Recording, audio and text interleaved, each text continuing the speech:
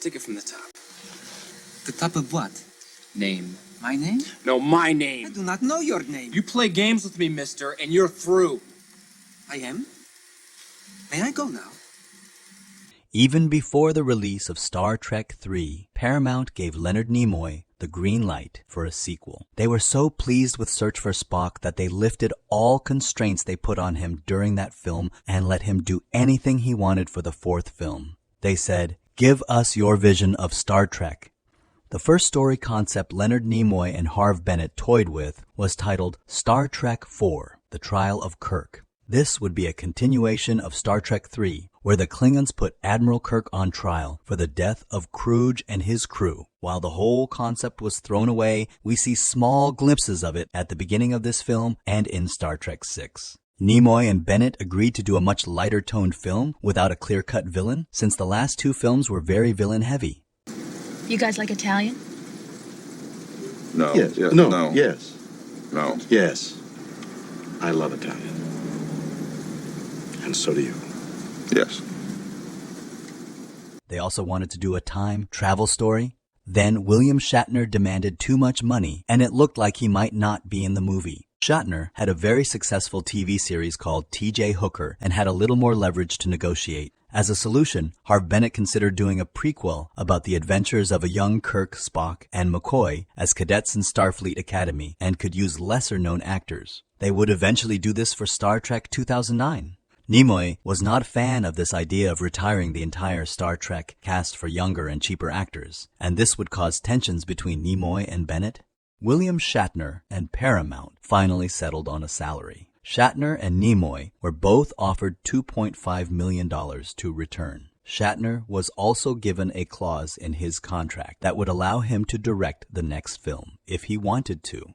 William Shatner will accept the offer, but that is another story. Leonard Nimoy was interested in ecology and of extinct animals since reading a book called Biophilia by Harvard biologist E.O. Wilson and wanted to include an environmental message in his film.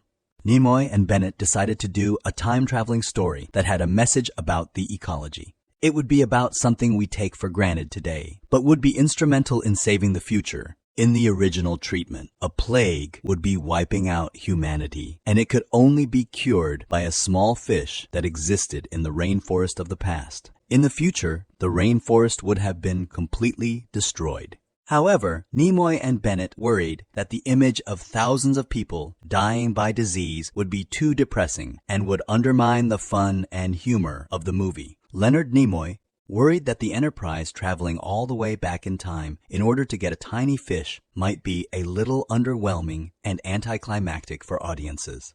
He came up with the perfect solution. Not a tiny fish, but something much larger. Something gigantic. How about a whale? Nimoy got the idea after talking to his friend about the mystery of the songs of humpback whales. He thought the idea of whales and their whale songs could add another layer of intrigue to the story. Now it's time to talk about someone who was almost in this movie, Eddie Murphy. Eddie Murphy was a huge Star Trek fan. Do you remember all those Star Trek references in his original stand-up act? By the pre-production of this movie, Eddie Murphy had become the new international phenomenon after 48 hours and trading places. Then, in 1984, he rose to superstar status with Beverly Hills Cop. Apparently, Eddie Murphy approached them and asked if he could be in the next Star Trek movie. Executive producer Jeff Katzenberg described it as either the best idea in the world or the worst. Nimoy and Bennett were intrigued, and they thought his presence could widen Star Trek's audience. In the original screenplay by Steve Meyerson and Peter Krikes, Eddie Murphy was an eccentric English professor who is obsessed with whales and also believes in aliens. Eddie Murphy's character would help the Enterprise crew navigate the world of 1986 San Francisco and find their whales. His meeting up with the crew would have not only propelled the plot, but also provided much of the comic relief. When the Enterprise arrives in the 20th century and hear whale songs in the middle of San Francisco, it is because Eddie Murphy is playing whale songs to his college English class. Also, Eddie Murphy would have a male friend who was a marine biologist named Dr. Julian Taylor. There was a humorous scene where Eddie Murphy would get a hold of a phaser and would show it to his buddy Julian Taylor as proof that aliens exist, but Julian would dismissively throw it on the ground and go to bed. The cat would paw at the gun and accidentally shoot the furniture. Taylor would wake up in the morning and see much of his living room disintegrated. Murphy would seek out the Enterprise crew in Golden Gate Park and hit the invisible bird of prey and fall on the grass. After getting Eddie's help, Kirk would thank him and beam up alone, but Murphy would grab Kirk's legs and beam up with him and travel with the crew to the 23rd century. However, Paramount worried about having Eddie Murphy in their Star Trek. There were risks of combining their two most lucrative franchises, Star Trek and Eddie Murphy. At worst, it could dilute both brands. Unfortunately, or perhaps fortunately, Eddie Murphy hated the part. He wanted to play a Starfleet officer, not some crazy person. He turned down the role and chose to make the Golden Child instead. Therefore, the Eddie Murphy role and the marine biologist part were combined into one character. Years later, Eddie Murphy regretted turning down the role. As filming date approached, Nimoy and Bennett were not 100% satisfied with the script. They called back an old friend, Nicholas Meyer, who wrote and directed Star Trek II, and asked him for help. Bennett and Myers decided to rewrite the script together. Nick Meyer rewrote the 1986 San Francisco scenes that involved much of the fish-out-of-water humor. Harve Bennett rewrote the future Federation scenes on Vulcan and the probe threatening the Earth. Bennett also wrote the final trial scene where Kirk is demoted back to captain. Within 20 days, they had a working script. Bennett and Meyer decided that the role of marine biologist Dr. Julian Taylor should be a woman in order to match the several predominant female marine biologists who were making news at the time. They also felt that it would be interesting to have a female who was not a love interest to play against Kirk. For the role of Dr. Julian Taylor, they hired Katherine Hicks, who had been in a couple of soap operas. This would be her first feature film. She would later go on to play the mother in Child's Play and then go on to an 11-year run as the mother on Seventh Heaven. She is quirky and cute and has a charming innocence. Plus, she has great chemistry with William Shatner. I think she was able to draw out a very funny and likable side of William Shatner that many had never seen before. Katherine Hicks was not a Star Trek fan and intentionally did not watch the Star Trek episodes because she felt that this would help her feel more like an outsider. The movie began filming on February 26, 1986. Most of the filming was done on location in San Francisco. This meant that the cast and crew got to be outside. This was the first film in 7 years that was not filmed inside on a sound stage. Everyone involved had a great time shooting this movie. Leonard Nimoy would direct the film wearing his white robe and Vulcan ears, then step in front of the camera and act out a few scenes, and then go back behind the camera and direct, all while wearing the white robe and Vulcan ears. There was supposed to be a scene on Vulcan where Kirk asks Saavik, "Have you told him yet?" Saavik would answer, "No, but I am taking maternity leave from Starfleet."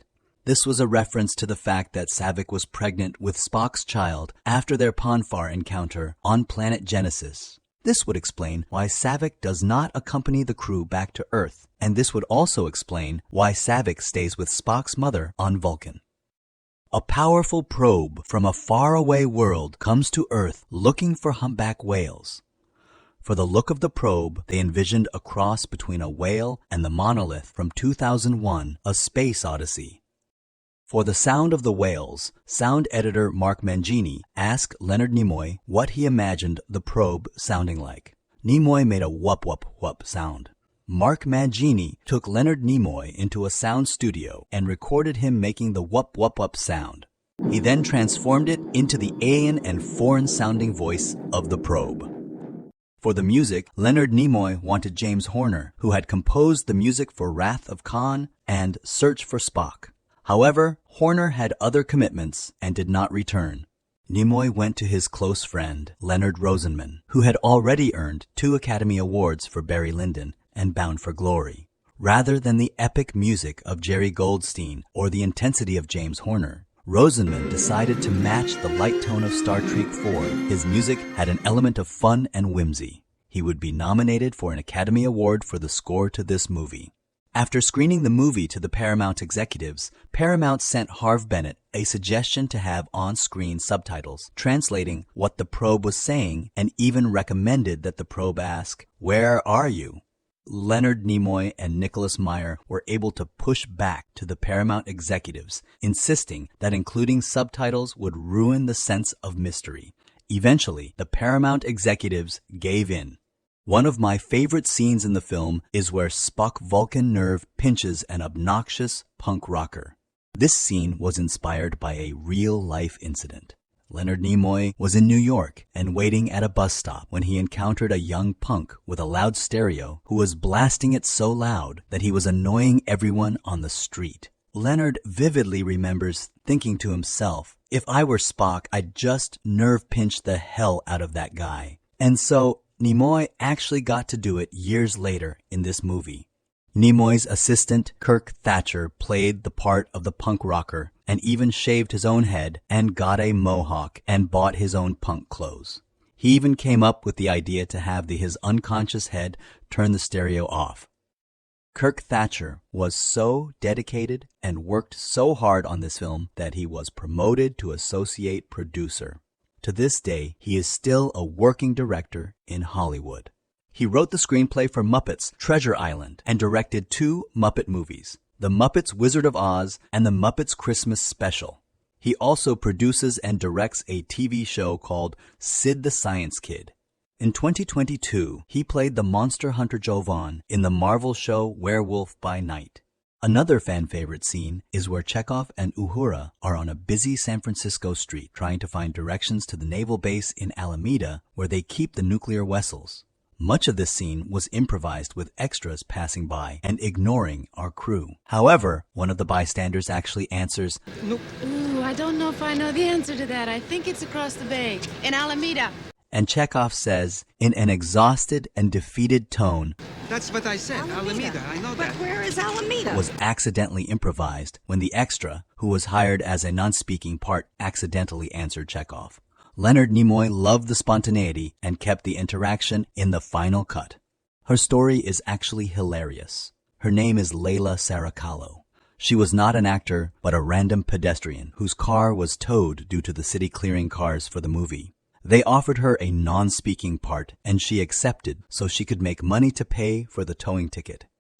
When we see the shot of the police officer, that was apparently not an extra, but a real San Francisco police officer who was there for crowd control. Most of the scenes of the whales were actually 4-foot-long animatronic puppets. Nimoy decided to splurge on these puppets. He spent $1 million and even hired professional marine biologists as consultants in order to get the whale movements to look accurate. They were so realistic that the U.S. Fishing Authority initially criticized the movie for getting too close to the whales during filming. They were surprised that these whales were not real but were robot puppets filmed in the Paramount lot pool. Here is a bit of Star Trek trivia. Everyone knows one of the most famous lines in Star Trek history is "Beam me up, Scotty." And yet Kirk never said this in the TV series. Well, he says it here. Scotty, beam me up. This is the first time in Star Trek history where Kirk actually says these lines. At the end of the film, Captain Kirk and his team are assigned to a newly built Enterprise. However, they had damaged the model in the last 2 movies. Therefore, the production team wanted to build a brand new redesign of the Enterprise that they could use for the subsequent sequels to this movie. However, Leonard Nimoy chose to save money and had the production team fix the original model. The team spent 6 weeks fixing and painting the old model, and it looks fantastic. And once again, Leonard Nimoy delivered the film on time and under budget. The film was actually made on an ultra-low budget of only $21 million, which was even $1 million less than their original projected budget of $22 million. Upon its release, it was a huge critical and box office success, making $39.6 million in its first week and grossing over $133 million overall.